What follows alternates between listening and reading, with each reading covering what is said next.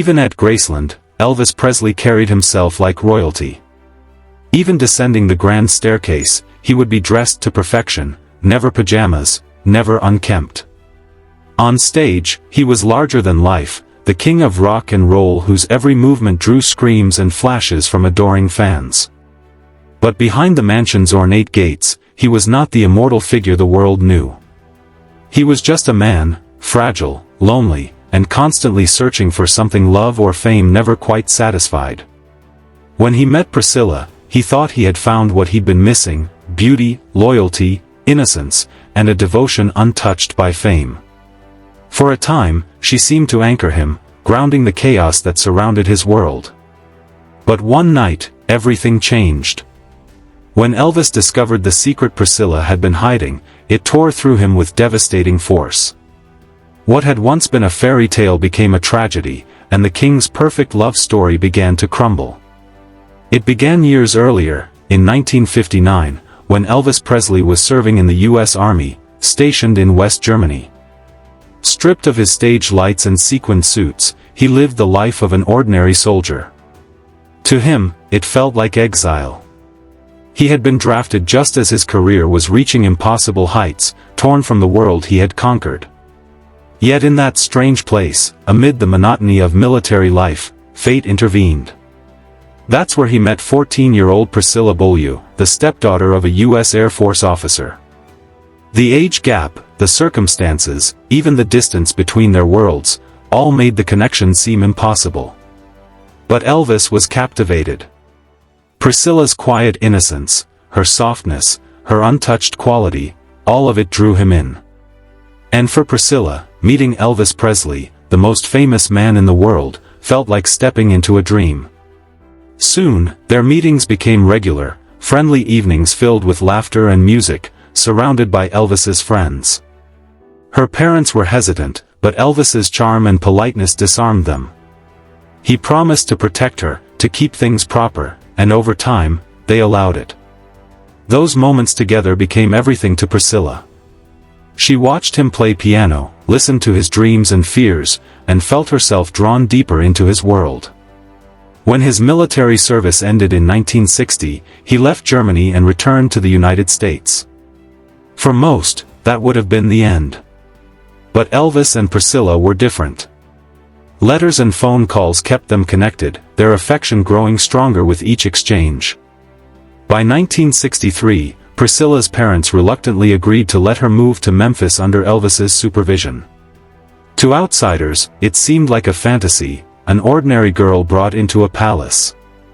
Inside Graceland, though, Priscilla's life was tightly controlled. She attended Catholic school by day, and at night, she was shaped into Elvis's idea of perfection. He guided her clothes, her makeup, even the color of her hair. To him, it was molding. To her, it was devotion. She wanted to please him, to be everything he saw in her. Their romance became public spectacle. Elvis's career shifted from rock stages to movie sets, and Priscilla was always by his side, silent, elegant, and loyal. In 1967, they married in Las Vegas in a ceremony that became front-page news across the world. Elvis in a tuxedo, Priscilla in her beaded gown, the perfect couple. The birth of their daughter, Lisa Marie, completed the image. To fans, it was a storybook life. But behind the photographs, cracks were already forming. Elvis's constant touring and filming kept him away for long stretches, leaving Priscilla alone in the vast halls of Graceland. Rumors of his infidelity were constant, whispered from the road and echoed in tabloid headlines. Priscilla tried to ignore them, but deep down, she felt the growing distance. The life she had entered so young had begun to feel like a gilded cage. The glamour masked loneliness. Elvis showered her with gifts, cars, jewels, clothes, as if material luxury could replace affection. Yet he also imposed his will on her. He demanded perfection, asked her to maintain her jet black hair, her eyeliner, her polished appearance. Over time, Priscilla began to feel she was performing a role rather than living her own life. Still, she loved him, and Lisa became her anchor. But as Elvis spiraled deeper into exhaustion, addiction, and pressure, he became harder to reach. By the early 1970s, their marriage had become a hollow reflection of what it once was. Elvis's reliance on pills, his erratic moods, and his increasing isolation created a chasm between them. Priscilla, now in her mid-20s, began to feel the stirrings of independence. She had spent her entire adult life defined by someone else's name, someone else's fame. And then, into that emptiness, came someone new, Mike Stone, a karate instructor. Elvis had introduced her to karate, hoping it would bring them closer. Instead, it brought her closer to someone else. Stone was calm, attentive, and present in ways Elvis no longer could be. What began as lessons turned into long conversations, and eventually, a quiet, forbidden romance. For Priscilla, it wasn't just attraction, it was awakening. With Stone, she felt seen as herself, not as Elvis's creation. The affair was secret, tender, and dangerous. She knew the risks, what it would mean if the world or Elvis found out, but she couldn't stop. Each encounter filled a void years of isolation had carved. At Graceland, she continued the act, smiling for cameras, pretending life was perfect. But deep down, she knew everything was changing. Friends began to notice her newfound confidence, the quiet defiance in her voice. Elvis, wrapped up in his own chaos, didn't notice at first. When he did, it was too late.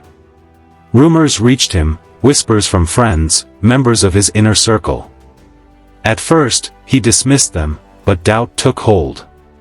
He started watching her. Listening for signs, reading meaning into her silences. Until one night, his suspicions boiled over. The air in Graceland grew heavy, the tension unmistakable. When Priscilla entered the room, he confronted her. His voice was low, trembling with anger and fear. At first, she tried to stay calm, but his questions kept coming. Finally, she broke. "Yes," she said quietly. She had been with Mike Stone. The words shattered him. For a moment, the king of rock and roll was just a man, heartbroken, betrayed, and undone. The pain in that room was raw, unfiltered. Elvis's fury erupted, rage, sorrow, disbelief, all colliding in a storm that shook the house. He shouted, cursed, demanded answers, veered between heartbreak and hatred. To him, it wasn't just infidelity, it was humiliation. He had built Priscilla into his perfect image, and now she had chosen someone else. Friends nearby recalled the shouting, the doors slamming, the sobs that echoed through the night. In a moment of rage, Elvis even muttered threats against Stone, though those close to him stopped him before anger turned to action. It wasn't a literal threat, it was the desperation of a man whose world had collapsed. For Priscilla, it was the most painful night of her life. She stood her ground, no longer the girl who had lived to please him. She was a woman now, claiming her truth, however cruel it was. By dawn, silence had replaced the shouting. Elvis sat alone, hollow-eyed, his empire crumbling from within. Priscilla knew then that there was no going back. In the days that followed, Graceland felt lifeless. The laughter was gone, the music muted. Elvis carried on with his shows, but those who looked closely saw the change in him, the sadness in his eyes, the heaviness in his voice. The betrayal haunted him, feeding the darkness that already trailed his fame. Priscilla, too, carried the burden. She had broken the illusion, but she had also freed herself from it. Their love story, once idolized as eternal, was over. Divorce came soon after, but the bond between them, complicated, deep, and tragic, never truly vanished. They had lived a fairy tale, and like all fairy tales, it ended not with a happily ever after, but with heartbreak written in human terms, love, loss, and the painful price of freedom.